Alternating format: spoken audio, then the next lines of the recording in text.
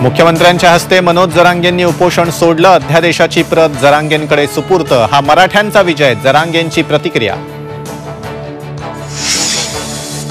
मराठ्यांच्या गुलालाचा अपमान करू नका, अध्यादेशाला धोका झाल्यास पुन्हा मुंबईत उपोषण करणार, मनोज जरांगेंचा सरकारला इशारा।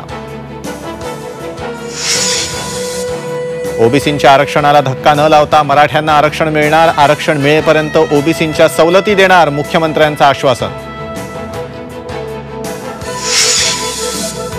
मराठा आरक्षणातले गंभीर स्वरूपाचे गुन्हे मागे घेणार नाही, देवेंद्र फडणवीसांचं वक्तव्य। झुंडशाहीनं नियम आणि कायदे बदलता येत नाहीत, 16 फेब्रुवारीपर्यंत GR वर हरकती सादर करणार, मराठ्यांच्या विजयानंतर भुजबळ आक्रमक।